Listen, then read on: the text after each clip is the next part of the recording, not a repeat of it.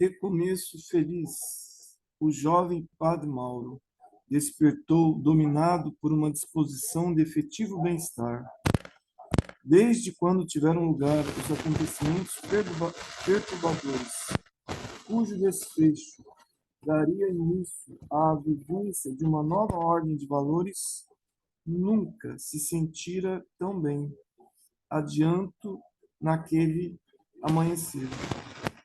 Recordava-se fragmentariamente de algumas das ocorrências espirituais de que participara, embora tivesse dificuldade de coordenar todos os fatos. Sentia-os interiormente em forma de emoção restaurada, como se a chaga moral que sempre exudava angústia houvesse recebido um penso balsâmico, refazente.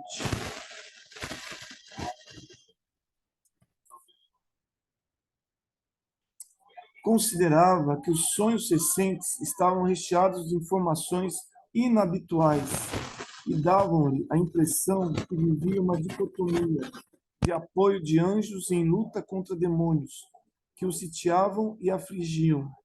A verdade é que, tomado de impulso enriquecedor de paz, acercou-se do oratório na capela próxima ao quarto e, ajoelhando-se, conforme a disposição religiosa da fé que abraçava, envolveu-se nas delicadas vibrações que defluem da prece ungida de sentimentos elevados, buscando o refúgio espiritual e a comunhão com Deus.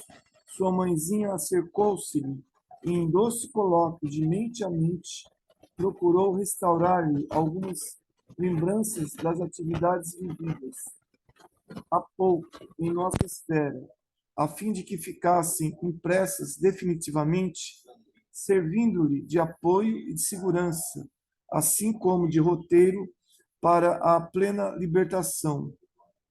A blandícia proporcionada pela oração, quando bem entendida pela criatura humana, proporcionar-lhe-á, no seu exercício, o reconforto e a coragem para todos os momentos, sempre que recorrendo aos seus tesouros e o fazendo com mais frequência do que lhe é habitual. Quando o ser humano ora, penetra nos arcanos espirituais e refaz-se, adquirindo paz e enriquecendo-se de sabedoria, por estabelecer uma ponte de vinculação com as fontes do conhecimento, de onde promanam os bens da imortalidade. A prece seria, a partir de então, o bastão de apoio emocional do jovem sinceramente arrependido e preparado para o recomeço da luta, sob a inspiração da genitora devotada e o amparo dos mentores aos quais ela havia recorrido, ser-lhe-ia possível avançar vencendo os obstáculos, que não seriam poucos, e que deveria ultrapassar. Sucede que cada qual somente pode colher aquilo que haja semeado anteriormente, cabendo-lhe o discernimento para, enquanto recolhe os cardos deixados pelo caminho, realizar nova instrumentação, agora de luz e de bênçãos, que lhe constituirão a seara futura, por onde transitará.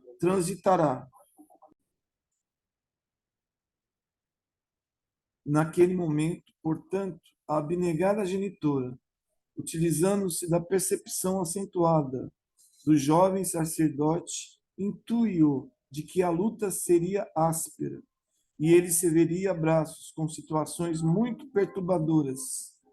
Teria ensejo de voltar aos mesmos vícios. Seria induzido pelo pensamento e pelas circunstâncias a reincidir nos anteriores gravames, cabendo-lhe fugir da tentação através da oração e da ação beneficente, renovadora.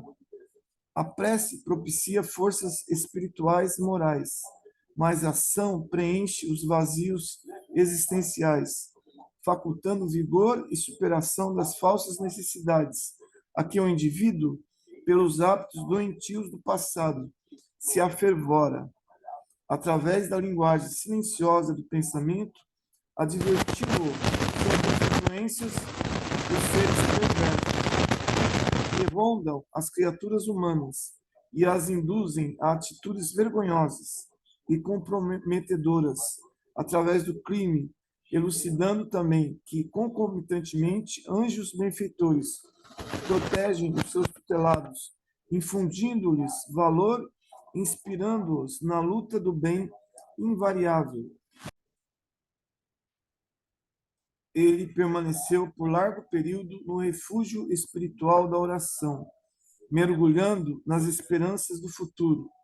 E porque estivesse assinalada uma nova entrevista com o Sr. Bispo para aquela tarde, Dona Martina deixou-o nos deveres que lhe diziam respeito, a fim de que, no momento aprazado, com o nobre instrutor, pudéssemos acompanhar o desdobramento da terapia curadora do querido enfermo. Quando Mauro procurou o seu pastor, ao cair da tarde, havia uma psicosfera de acentuada paz na residência episcopal.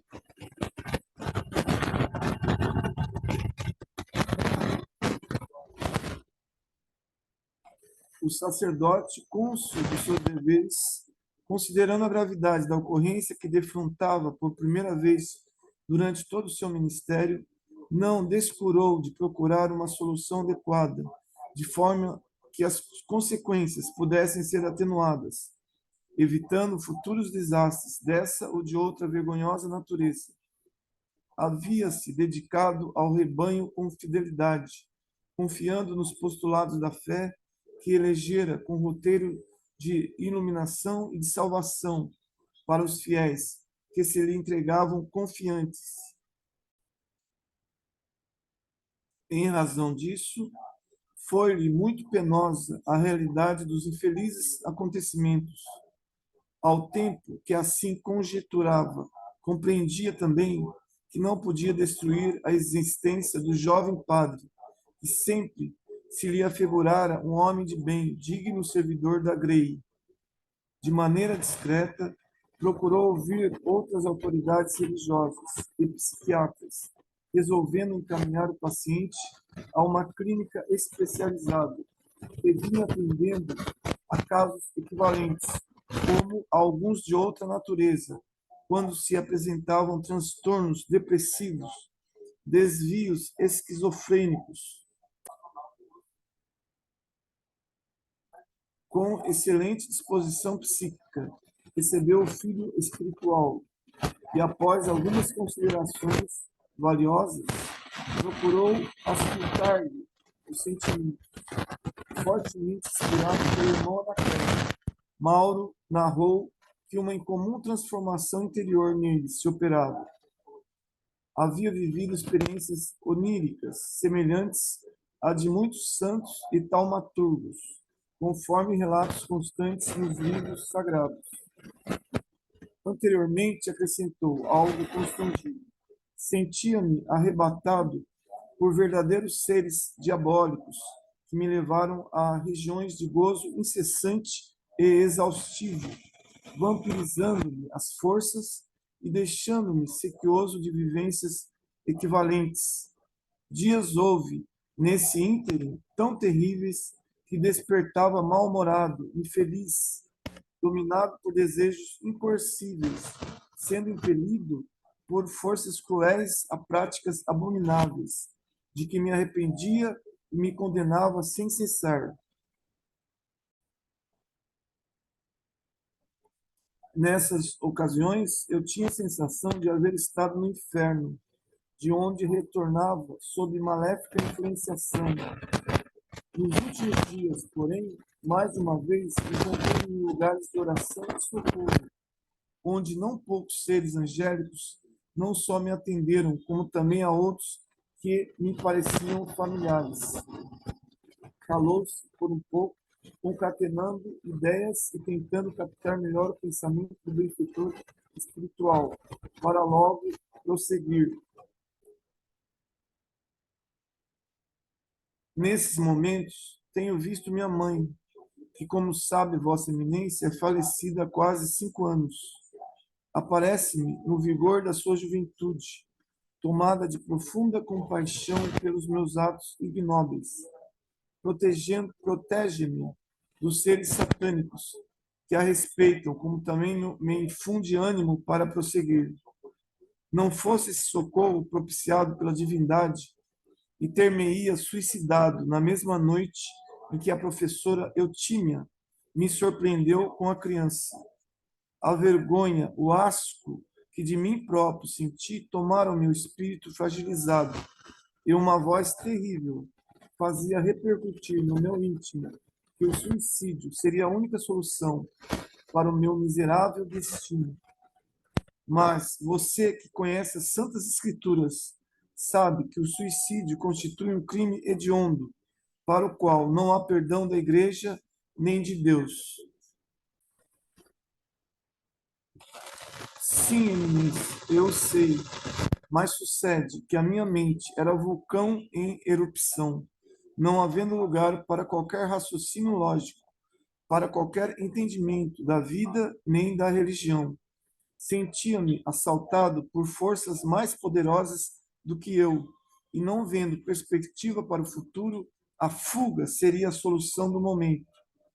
Felizmente, a mãezinha apareceu-me, não sei como, e libertou-me da instância do mal, fazendo-me adormecer e conduzindo-me para um lugar fora da terra, onde me pude refazer e recuperar.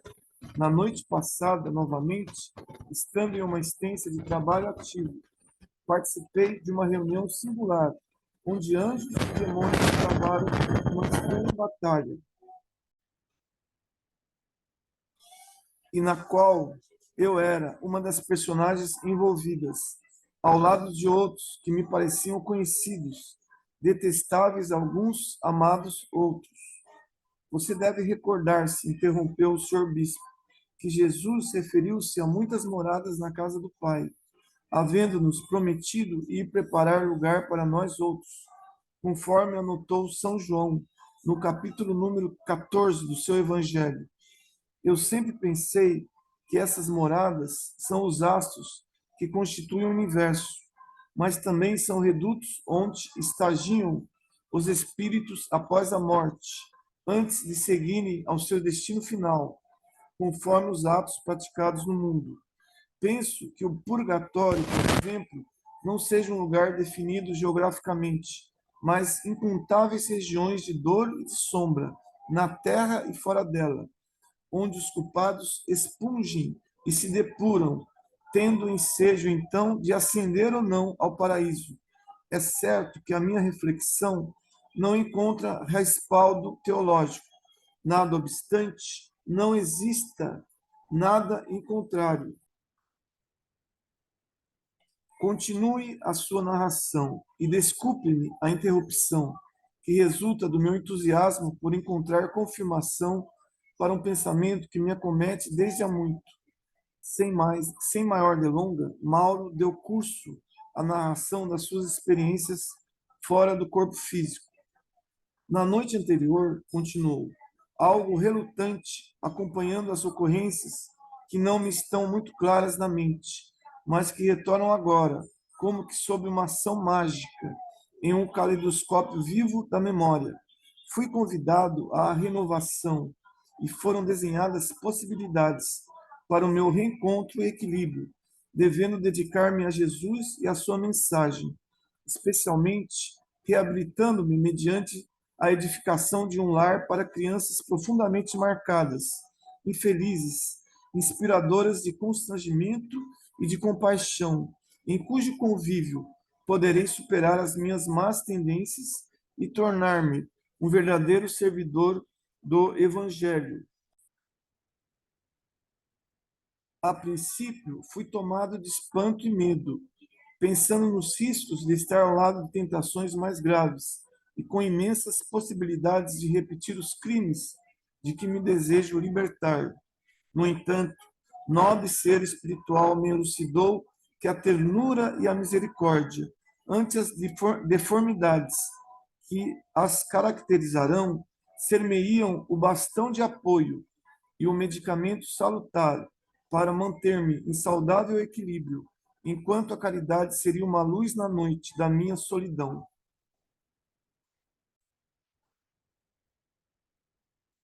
confesso que estou animado com a possibilidade e espero poder recuperar-me de todo o mal que pratiquei, através de todo o bem que poderei fazer. Alegro-me sobremaneira com essas informações, interrompeu-o o eclesiástico emocionado, porque o Senhor da vida espera que as ovelhas que se tresmalham retornem ao redil, não ficando no abismo ao qual se arrojam. Recordemo-nos da parábola do filho pródigo, que, consequentemente, da imensa alegria que invadiu o pai, quando o jovem tresvariado e infeliz retornou ao lar, preferindo mesmo enfrentar qualquer reação do genitor, caso a houvesse negativa, a continuar entre os porcos conforme estava. Há sempre esperança no bem, quando há honestidade no arrependimento e interesse no recomeço. Todos erramos, face à nossa estrutura de humanidade, às imperfeições que nos caracterizam, tendo, porém, o dever de nos reabilitarmos, trilhando a mesma estrada no sentido inverso, reconstruindo passo a passo tudo aquilo quanto danificamos ou malbaratamos. Somos contínuos aprendizes da vida, em processo de crescimento para Deus. Não poucas vezes, nos meus devaneios espirituais, interrogo-me se uma existência única é suficiente para alcançar-se a meta, para adquirir-se a sabedoria, para a conquista da plenitude. Diante do infinito, a nossa relatividade de tempo expõe-nos a situações muito perturbadoras, que nos impossibilitam alcançar os patamares superiores do êxito, especialmente quando defrontamos limites de vária ordem. Como poderia Deus exigir de pessoas diferentes, portadoras de valores diversos, resultados idênticos? Como entender a salvação dos réprobos morais que já nasceram assinalados pelas deformidades do caráter, ou vitimados pelas heranças genéticas degradantes e irreversíveis? Percebi que o irmão Anacleto havia colocado a destra sobre a fronte do bispo, infundindo-lhe coragem e lucidez de raciocínio, de forma que naquele momento suas anteriores reflexões encontrassem maior campo de discernimento e de claridade, a fim de assegurar-se da exatidão dos seus raciocínios. Quase iluminado pelo contato com o nobre benfeitor, não pôde sopitar o entusiasmo, prosseguindo. Alguns pensadores da igreja cristã primitiva, tais Orígenes, Tertuliano, Santo Agostinho, Ambrósio, para citar apenas alguns, acreditavam na transmigração das almas em diversos corpos, por cujo meio adquiriam sabedoria, depuravam-se e cresciam para Deus.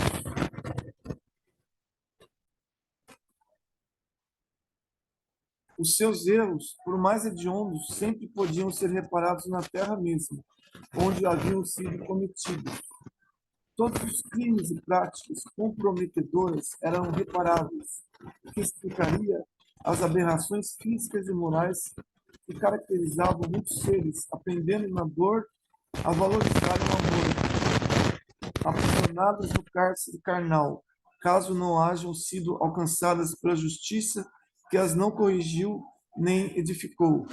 Dessa forma, Deus concederia iguais oportunidades a todos os filhos, facultando-lhes o crescimento interior, a esforço pessoal, sem que alguns sejam agraciados em detrimento de outros, que teriam que lutar para alcançar os mesmos recursos e fruírem os mesmos direitos, sem contestar o estabelecido pela Igreja. A mim me parece muito mais compatível com a justiça de Deus a doutrina da transmigração das almas por muitos corpos, do que a vida única, com imediatas consequências de felicidade total ou punição eternas. Sei que isso pode incidir em blasfêmia, porque o segundo concílio de Constantinopla, reunido no ano de 552, condenou as doutrinas de Orígenes, objetivando essencialmente negar a reencarnação. Depois de um silêncio que se fez natural, o senhor bispo acrescentou: desculpe-me o entusiasmo e a interrupção da sua interatíssima narrativa, que me faz recuar a experiências semelhantes que vivenciei no passado. Gostaria de continuar ouvindo a respeito das suas, digamos, viagens astrais, conforme são denominadas pelo esoterismo e outras doutrinas ocultistas. Mauro, que se encontrava visivelmente reconfortado, ainda mais com as informações do seu pastor, que confirmavam alguns dos acontecimentos que vivenciara quando em desdobramento da personalidade ou espiritual, sentiu-se encorajado a informar. No já referido encontro da noite passada, ficou estabelecido que alguns daqueles seres, por quem eu senti emoções desencontradas, deveriam voltar ao corpo, a fim de viverem comigo, em razão de vinculações profundas que nos unem. Não sabendo aquilatar o de que se trata, não obstante, senti-me muito feliz e despertei com novas disposições para o futuro, contando com o apoio e o perdão de Vossa Eminência. Os dois sorriram, como se um conciliábulo de significado superior estivesse sendo firmado naquele momento. Agora, informou o prelado, passemos aos planos a respeito do seu futuro próximo, a fim de que, mediante cuidadosa terapêutica, você possa superar os desvios de comportamento e a perturbação emocional de que tem sido objeto. Também eu acredito sinceramente na interferência de seres demoníacos e de anjos nos atos de nossas existências. Eles sempre nos assessoram conforme a conduta que nos permitimos. No caso em tela, essas forças do mal, tiranizantes e perversas, tentam todas as almas que pretendem viver os preceitos do Evangelho, utilizando-se das debilidades do caráter de cada uma, para as desencaminhar, levando-as aos dédalos infernais. Todavia, reconhecemos que o mau hábito cria condicionamentos e que esses devem ser tratados conforme a valiosa contribuição das ciências contemporâneas, medindo as palavras a fim de atingir o auge da orientação, expôs. Como você há de compreender, o seu não é um caso isolado em nossa igreja. Outros sacerdotes também, na sua condição de criaturas humanas falíveis, têm sido vítimas de situações psicológicas e mentais semelhantes, ou com algumas variantes, o que tem preocupado as nossas autoridades, que vêm recorrendo ao auxílio da medicina para socorrer aqueles que são vítimas desses transtornos e de outros problemas na área do comportamento e da emoção. O assunto é sempre tratado com o máximo de discrição, a fim de evitar-se ampliar as proporções da ocorrência, que não trariam qualquer benefício a quem quer que seja, ao mesmo tempo buscando recuperar aquele que se haja comprometido ou tombado nas armadilhas da insensatez. Em tudo, a Igreja deve intervir com sabedoria e cuidado, amparando o equivocado e socorrendo sua vítima, mantendo o programa da paz e da felicidade possível entre todos. Dessa maneira, entrei em contato com uma clínica psiquiátrica que já tem recebido outros sacerdotes, a fim de que o seu caso seja estudado e você receba a orientação psicológica correspondente, recuperando-se o mais rapidamente possível para prosseguir nos compromissos que lhe dizem respeito. O sacerdote encontrava-se realmente comovido. Aquela entrevista, que deveria decidir um destino em tormento, evitando graves problemas para outras vidas, ensejara-lhe também reflexões em torno das quais jamais se atrevera a apresentar a alguém, parecendo-lhe agora tão reais e ricas de conteúdo, que lhe facultavam melhor entendimento das leis da vida em torno dos seres humanos, amenizando aflições que o vitimavam de quando em quando ao pensar no destino e na condenação perpétua das almas. Por fim, concluiu a entrevista.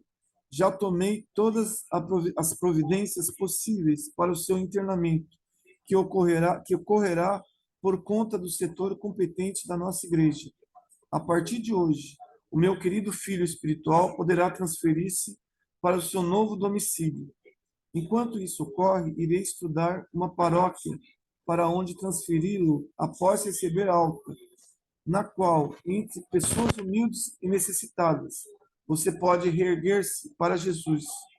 E se tudo transcorrer conforme esperamos e desejamos, estou disposto a contribuir em favor do seu lar de crianças, mesmo que seja numa área fora da minha administração clerical. Manter-nos-emos em contato epistolar e terei imensa felicidade em abraçá-lo proximamente aqui mesmo, quando o encaminharei a novos labores, procurando deixar no passado as suas lições, que servirão de alicerce para as construções do bem no futuro. Que Deus o abençoe, meu filho, e que nunca mais se aparte da senda da caridade. O senhor bispo entregou-lhe um envelope, no qual estavam as diretrizes a respeito do internamento, com a documentação e as recomendações necessárias. Abraçou-o afetuosamente e o abençoou conforme a tradição eclesiástica. Uma estranha sensação dominou-o, como se não mais viesse a ver novamente o jovem sacerdote por quem nutria peculiar afeição. Logo após, recolheu-se em oração de fronte do oratório, onde invariavelmente buscava comunhão com Deus. Envolveu o jovem amigo em preces de encomendação, guardando a certeza que as suas foram decisões acertadas, e os resultados, que sempre pertencem ao Pai Celestial, seriam óbvios. Mauro afastou-se, dominado por grande alegria interior, como se algemas se arrebatassem de alguma forma, libertando-o de um passado cruel. Sentia que muitas dores o aguardariam no transcurso da existência. No entanto, sabia também que nunca lhe faltaria o apoio dos anjos tutelares, que sempre velam pelas criaturas humanas. Distanciando-se do guia espiritual, reconheceu-lhe a nobreza de caráter e a fidelidade à doutrina que abraçava com amor e abnegação. As suas eram sempre atitudes nobres, acompanhadas de testemunhos de amizade e de autodiscernimento, adaptando sempre os impositivos da Igreja às circunstâncias e aos tempos atuais. Por isso, era tido como um verdadeiro pastor, um sábio da doutrina católica. Caminhando pela rua deserta, em pleno crepúsculo, teve a impressão de que também o mal que o dominava se eclipsava, a fim de, passada a noite, amanhecer novo dia, que lhe seria abençoada ocasião de serviço e de paz. O irmão Anacleto, sensibilizado com os resultados dos cometimentos, formulou votos de êxito em favor do pupilo espiritual e convidou-nos a retornar à sede das nossas atividades. Dona Martina aproximou-se do benfeitor, com os olhos marejados de pranto de gratidão, e sem qualquer palavra, osculou-lhe a destra, envolvendo-o num olhar de afetividade profunda e imorredora. Ela podia sentir que o filho experimentaria muitos sofrimentos, mas reconhecia que a estrada de sublimação é pavimentada com as lições da Via Crucis, perlustrada pelo incomparável Rabi Galileu e das estradas da Úmbria, percorridas por Francisco de Assis. Exultava, portanto, e rica de gratidão ao Senhor da vida, entregou-se às emoções superiores, que defluem do culto reto do dever e da confiança irrestrita nas suas leis. O amoroso guia, com muita habilidade, desviou qualquer possibilidade de mérito pessoal, transferindo todas as honras e realizações ao Supremo Realizador.